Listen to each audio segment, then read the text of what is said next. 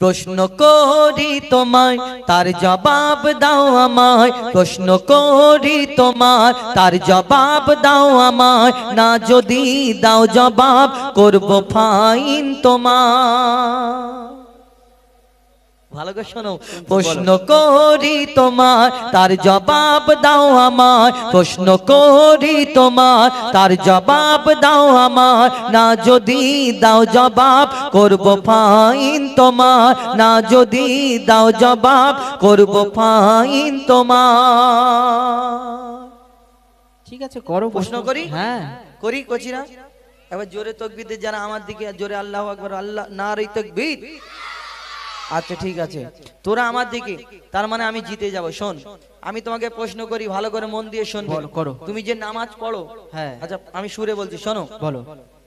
জানাজার রুকু আর সিজদা ওই কেন নাই, জানাজার রুকু আর সিজদা ওই কেন নাই, উত্তর কেমন দাও তুমি দেখতে আজ আমি চাই। তুমি যে নামাজ পড়ো, কিরকম নামাজ পড়ো? নামাজ নিয়াত করতে হবে, সানা পড়তে হবে, তারপর রুকু সিজদা, হ্যাঁ বৈঠক, তারপর সালাম। আচ্ছা এই নামাজটা নামাজ, আর যখন জানাজার নামাজটা পড়ি এটা কি? ওটাও নামাজ। তাহলে এই নামাজে রুকু সিজদা সব সানা ও সবকিছু পড়ো, তাহলে জানাজার নামাজের সময় কেন রুকু সিজদা কেন করো না? কেন কেন নেই? হ্যাঁ শোনো, জানাজার রুকু আর সিজদা ওই কেন নাই, জানাজার রুকু আর সিজদা ওই কেন নাই, উত্তর কেমন দাও তুমি দেখতে আজ আমি চাই, উত্তর যদি না পারো বুঝবো তুমি বেকার, উত্তর যদি না পারো বুঝবো তুমি বেকার, না যদি দাও জবাব করব ফাইন তোমার। ওস্তাদ তুমি প্রশ্ন করলে যে জানা যায় রুকু সিজদা নাই কেন। শোনো, তোমার সাথে 8 বছর আছি। শোনো আমি একটা কথা বলো, 8 বছর থাকো 9 বছর থাকো, আমি তোমাকে সুরে প্রশ্ন করেছি, হ্যাঁ তুমি আমাকে সুরে উত্তর দাও। ঠিক আছে শোনো, তাহলে সুরেই উত্তর শোনো এবং আপনারাও শুনে নিন। হ্যাঁ শোনো, মন দিয়ে শোনো। মাইয়া তেরি সামনে সিজদা যদি করা হয়, ওস্তাদ মন দিয়ে শোনো।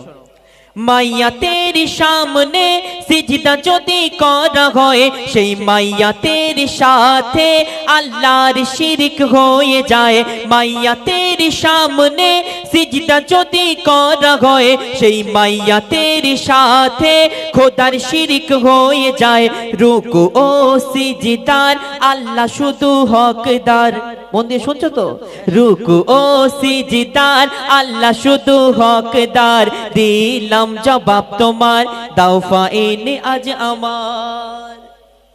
ফাইন চাচ্ছে মুশকিল, তো জিতে গেছি, ফাইন দেবে না?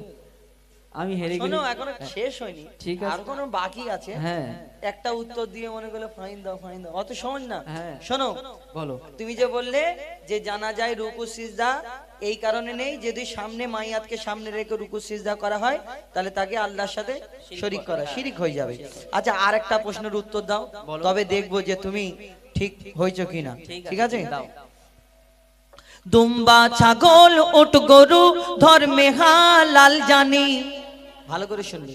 দুম্বা ছাগল উট গরু ধর্মে হালাল জানি, শুকর কেন হয় হারাম তার জবাব দাও তুমি।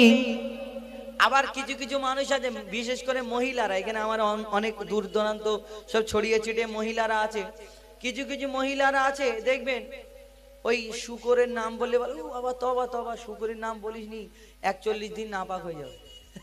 বলে শুকরের নাম বললে নাকি 41 দিন নাপাক হয়ে যায়। আর তাহলে কোরআনে যেই শুকরের কথা, মানে আরবিতে ভাষায় এই কোরআনে শুকরের নাম আছে, যদি কোরআন পড়তে পড়তে যখন এই নামটা যখন এসে যায় তাহলে তাহলে কি করতে, পুকুরের ধারে বসে কোরআন পড়তে হবে। ওই ওই ওই পাড়াটা যখন আসবে, যেই ওই নামটা তাড়া করে পুকুরে লাভ মেরে গোসল টুসল গুলো পাক সাপ, এবার তারপর থেকে পড়ো এরকম না।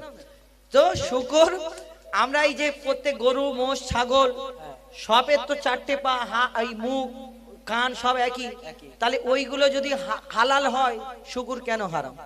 বলো প্রশ্ন কেন হারাম? শোনো, দুম্বা ছাগল উট গরু ধর্মে হালাল জানি, শুকর কেন হয় হারাম তার জবাব দাও তুমি। দুম্বা ছাগল উট গরু ধর্মে হালাল জানি, শুকর কেন হয় হারাম তার জবাব দাও তুমি। সময় দিলাম 2 মিনিট, তার বেশি আর তো নয়। সময় দিলাম 2 মিনিট, তার বেশি আর তো নয়। না যদি দাও জবাব করব ফাইন তোমার। তুমি প্রশ্ন করেছো একটু ক্রিটিক্যাল প্রশ্ন, একটু সোজা করতে পারতে, একটা ছাত্র একটু দয়া মায়া করা উচিত ছিল না? তোমার কাছ থেকে মানুষ শিক্ষা পাবে, তো আমি এটা চাই। ক্রিটিক্যাল না করলে তবে বুঝতে পারবে। ঠিক আছে, আমি চেষ্টা করছি, একটু দাও তো তাকবীর, দাও তো নারাই তাকবীর। দেখো। শোন, আমার দিকে যারা তারা দিবি না, আস্তে করে বলবি। আজ যখন আমি দেবো জোরে বলবি, ঠিক আছে? আমি একবার দিন নারী তাকবীর, এবার নারাই তাকবীর।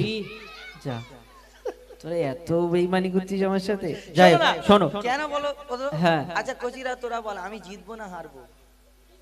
শোনো, আমি এখনো পর্যন্ত এতদিন ঝগড়ার গজল যে কটা গেয়েছি কম্পিটিশনের, যে এতদিন যার সাথেই গেয়েছি, আমি আমার লাইভে একটাও কোনো ইউটিউবে কোনো জায়গায় একটা হার স্বীকার করার একটা যদি দেখিয়ে দিতে হবে যে আমি হার মেনে চলে এসেছি, আমি এইখান থেকে নিচে নেমে চলে যাবো, আর গাইবো না। তবে আজকে হেরে যাবে যদি তুমি আমাকে হারাতে পেরেছো, হ্যাঁ, আমি কথা দিলাম আজ থেকে গজল তো গাওয়া শোনো, বন্ধ করবো। তুমি যে প্রশ্নটা শোনো, করেছো, আমার কথা হ্যাঁ শোনো, বলো। কথা ঘুরিয়ে লাভ নেই। আজকে যদি তুমি হারাতে পারো, হ্যাঁ। আমি যে আমার গজল গাওয়া ছেড়ে দিয়ে এই ব্যাগ যা কিছু আছে তোমাকে সব তোমাকে দিয়ে দেবো। ঠিক আছে। আর যদি তুমি হেরে যাও, হ্যাঁ। তোমাকে আমি কি করব বলো? ওই যেখানে শিয়াল দৌড়াদৌড়ি করছিল ওখানে নেমিয়ে দিয়ে চলে যাবো। ঠিক আছে, উত্তরটা শোনো বলো। এবং আপনারাও শুনে নিন, ভালো করে শোনো। হ্যাঁ, হ্যাঁ, যে দুম্বা ছাগল উট আল্লাহ পাক জায়েজ করেছে খাওয়ার জন্য, হালাল। বলো। কিন্তু শুকর কেন হারাম? কেন? শোনো, মন দিয়ে শোনো।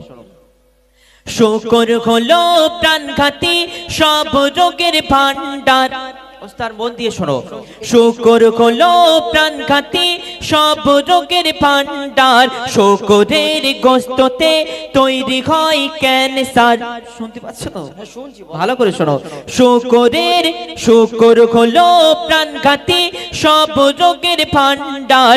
শুকরের গোশতে তৈরি হয় ক্যান্সার।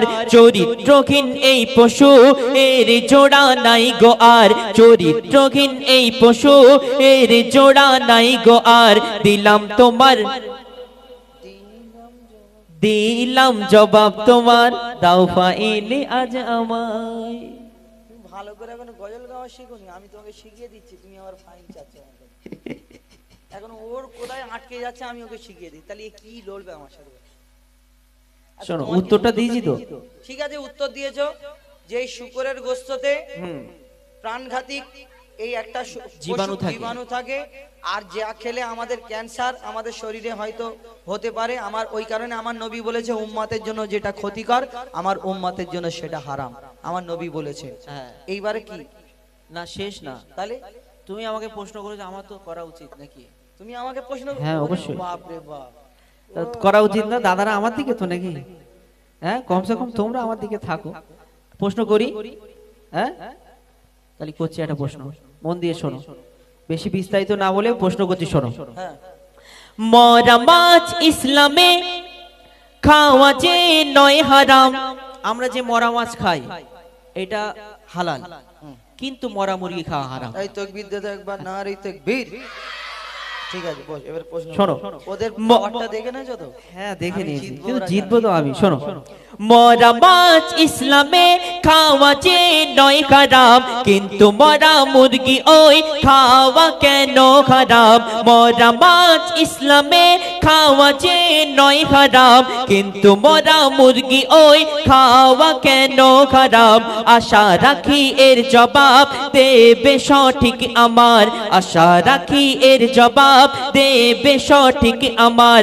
না যদি দাও জবাব করব ফাইন তোমার। ও মানে প্রশ্ন করবে না, তুমি ঘুরিয়ে আমাকে ফাইন করবে? হ্যাঁ অবশ্যই। আচ্ছা ঠিক আছে, তোমার ওয়াদাটা মনে আছে তো? কি হবে হ্যাঁ, শুনে রাখো। তুমি বললে মরা মাছ যদি হালাল হয় মরা মুরগি কেন হারাম? হ্যাঁ, হ্যাঁ, ভালো প্রশ্ন। শুনে রাখো, তাহলে সবাই একটু ফায়দাও হবে। আমরা অনেক জায়গায় দেখবেন টুপি মাথায় দিয়ে কোনো হোটেলে গিয়ে যদি বসি, চিকেন কোনো জিনিস খাওয়ার জন্য চিন্তা ভাবনা করি, ওয়েটার এসেই আমাদের বলে দাদা হালাল করা। কেন এই কথা বলে? জানে এরা জবাই করা ছাড়া খায় না, ওদের গদ্দান মটকানো চলে চলে কেন, এক একটা ধর্মের এক একটা। কিন্তু এই যে গদ্দান মটকালে ওটা মরে যায়, আর জবাই করলে মরে যায়, দুটোর মধ্যে তফাৎ আছে। তাহলে কেন হারাম? শুনে রাখো। শোনো ভাই মুরগি ওই যখনই মারা যায়, শোনো ভাই মুরগি ওই যখনই মারা যায়, ওর যত রক্ত ওই গোস্ত সব শুষে নেয়। শোনো ভাই মুরগি ওই যখনই মারা যায়, ওর যত রক্ত সব, ওর যত রক্ত সব গোস্ত ওই শুষে নেয়। রক্তে থাকে জীবাণু, গোস্ত দূষিত হয়, যদি জবাই করা হয় রক্ত সব বেরিয়ে যায়, রক্ত পান হয় হারাম। খোদার হুকুম, রক্ত খাওয়া যাবে না। শোনো, রক্ত পান হয় হারাম, এই যে হুকুম খোদার, দিলাম জবাব ছোট ভাই, দাও ফাইন এখন আমার। বোঝাতে পারলাম? হ্যাঁ, খুব সুন্দর বুঝিয়েছো। কিরাম দিলাম? একবার জোরে তাকবীর, নারে তাকবীর। হ্যাঁ শোনো, এটা তুমি জিতেছো। আমি বুঝিয়ে দিচ্ছি। হ্যাঁ, তুমি বল। একটা প্রশ্ন করেছো, তুমি আর একটা প্রশ্ন আমাকে করবে, ঠিক আছে? এবার তোমার কি ভাঁড়ে কর্পূর আছে আমি দেখবো। আর একটা কথা বলে দিই, এটা যে বুঝিয়ে বলে দিই, তুমি যে একটা টাফ প্রশ্ন করেছো, অনেকজনা হয়তো বুঝতে পারবে না। এই গদ্দান মটকানো আর জবাইয়ের মধ্যে এটাই তফাৎ। যখন একটা মুরগি মারা যায়, সঙ্গে সঙ্গে তার যে রক্তটা আছে চারিদিকে পুরো গোশটা, ওই রক্তটা যে গোস্ত আছে, মুরগির মাংস আছে, এই মাংসটা পুরো রক্তটাকে শুষে নেয়। তাই আমরা কি করি? এই যে বিসমিল্লাহ আল্লাহু আকবার বলে দোয়া পড়ে যে জবাই করি, এই রক্তটা বেরিয়ে যায়, তখন এই মুরগির গোশেতে রক্তটা টানতে পারে না, আর রক্ত খাওয়া আমাদের জন্য হারাম করেছে আল্লাহ। আর আমরা যদি এই জবাই না করি, এমনি মরা মুরগি খেয়ে নি, সেই গোশেতে রক্তগুলো টেনে নেয়, সেই গোশ সমেত রক্ত সমেত গোশটা আমাদের খেতে হয়। তাই আমাদের জন্য আল্লাহ এই হারাম করেছে মুরগিকে, ওই কারণে আমাদের মরা মুরগি খাওয়া জায়েজ না। তাই তোমার উত্তরটা আশা করি দিতে পেরেছি। হ্যাঁ, খুব এবার কি প্রশ্ন আছে? খুব জলদি সুন্দর বলো। দিয়েছো। হ্যাঁ বলো। তো এবারে একটা প্রশ্ন করি আমি, বলো। লাস্ট কোশ্চেন, এটা যদি তুমি দিতে পারো আমি ভুল স্বীকার করে নেব। ঠিক আছে, শোনো। কোরআনের কোন সূরায় বলো বিসমিল্লাহ নাই? এই ব্যাপার। শোনো, কোরআনের কোন সূরায় বলো বিসমিল্লাহ নাই? কেমন তুমি বাহাদুর, তার প্রমাণ দেখতে চাই। আমার নাম বাহাদুর। তোমার নাম বাহাদুর কেন? পুরো পশ্চিম বাংলার লোক জানে আমার নাম হুজাইবা। তুমি হ্যাঁ, বাহাদুর করে দিচ্ছ। বাহাদুর মানে মহান, ওইটাই বলতে না, চাইছি। আমি কোনো বাহাদুর বাহাদুর না। কোরআনের কোন সূরায় বলো বিসমিল্লাহ নাই? কেমন তুমি বাহাদুর, তার প্রমাণ দেখতে চায়। মনে হয় এর জবাব নাই কাছে গো তোমার, মনে হয় এর জবাব নাই কাছে গো তোমার। না যদি দাও জবাব, করব ফাইন তোমার। জবাব যদি দিছি, হ্যাঁ, ওইখানে না আর কি বলবো, আর দাঁড়াও দাঁড়াও। শোনো বাবু, বলতে পারবো আমি? হ্যাঁ হবে তো? এটা লাস্ট চান্স, আমি জিতবো। একবার জোরে তাকবীর দাও, নারে তাকবীর। ঠিক আছে, শোনো, তুমি বললে কোন সূরায়? বিসমিল্লাহ। হ্যাঁ। আর তুমি বলছো তুমি হয়তো এর উত্তর নেই। না। আমি তার মানে বেকার তুমি বলতে চাচ্ছ? তা না, না, তার মানে ওইটাই তো। শুনে রাখো। হ্যাঁ, বলো। তাহলে মন দিয়ে শুনে নাও ছোট ভাই, তাহলে মন দিয়ে শুনে নাও ছোট ভাই, কোরআনের সূরা বাতে বিসমিল্লাহ নাই। তাহলে মন দিয়ে শুনে নাও ছোট ভাই, কোরআনের সূরা বাতে বিসমিল্লাহ নাই। এবার তুমি হার স্বীকার করো সামনে সবার, এবার তুমি হার স্বীকার করো সামনে সবার, দিলাম জবাব ছোট ভাই, দাও ফাইন এখন আমার। শোনো, বাদ দাও প্রশ্ন উত্তর। হ্যাঁ, বাদ দাও কি? আজকের শোনো, কান ধরবে, ধরে বলবে যে আজ জীবনে তোমাকে কোনোদিন প্রশ্ন করবো না। ঠিক আছে, ভুল হয়ে গেছে, কারণ আজকে সাপোর্টার আমার একদম নেই, সব তোমার দিকে। হ্যাঁ তো, হয়। আমার লোক তো এরা। যাই হোক, এই গজলটা জানারা ছাড়বেন, আমি অনুরোধ করব এই শেষের কথাটাও তুলবেন। কেন, যিনি লিখেছেন কবি বনি আমিন সাহেব, পশ্চিম বাংলার বিখ্যাত শিল্পী। কবি বনি আমিন সাহেব এই গজল লিখেছেন, এখনো আধুরা আছে, অনেক ব্যাপার রয়েছে এই গজলে। তো যদি কেউ ছাড়েন এই ওনার নামটা দিয়ে, কবি বনি আমিন সাহেব, আমি যেটা বলছি ওনার লেখা, এই কথাটা দিয়ে ছাড়বেন, নাহলে উনি কষ্ট পাবেন। এখন যেগুলো ফরমাইশ রয়েছে পরপর ছোট ছোট করে সব কটা শোনাবো ইনশাল্লাহ, কবি ছন্দের মাধ্যমে।